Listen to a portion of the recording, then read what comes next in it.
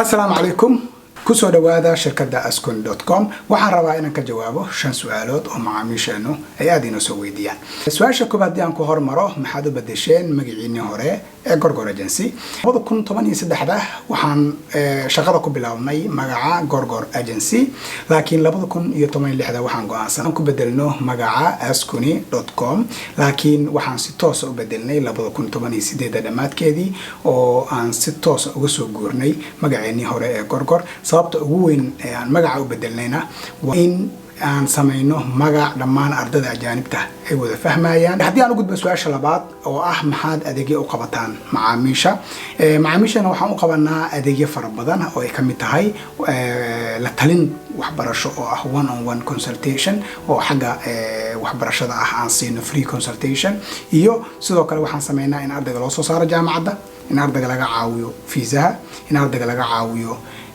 diiwaan gelinta jaamacadda laga caawiyo deegaanka laga caawiyo inuu hadhow ciqaamo ardayga uu xareysto Turkiga markuu yimaado iyo intaas iyo adeegyo ka badan ardayga waan u sameeynaa waxaad ka ogaan kartaan dhammaan adeegyadaas oo dhameystiran xafiisadeena.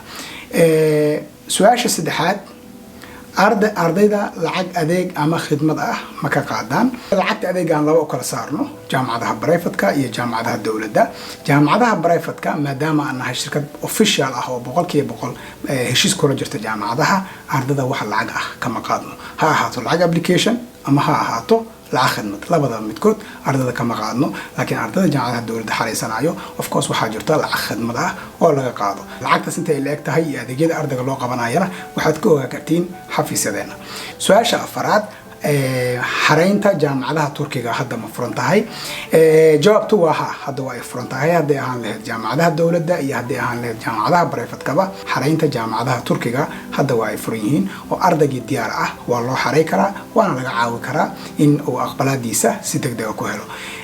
Su'aasha ugu dambayso oo aan rabo inaan ka jawaabo waa halkee ayaad xafiis ku leedihiin. Shirkadana waxay xafiis ku leedahay inta badan wadamada Afrika sida Sierra Leone, Mali, Morocco laakiin saddexda xafiis ee ugu waaweyn oo ardayda Soomaaliyeed ay maanta nagu soo booqan karaan waa xafiiska Istanbul, xafiiska Hargeysa iyo xafiiska Muqdisho oo aan leenahay dhammaan macaamiisha ku soo dhawaada si aad u heshaan xogta saxda ah ee la xiriirta waxbarashada dalka Turkiga oo aan idinka caawino in sanad dugsiyeedkan aad wax ku barataan dalka Turkiga waliba qiimo dhimis gaarayo 25% ilaa iyo 100% idinka ay idin sugayaan mar kale ku soo dhawaada shirkadda askuni.com.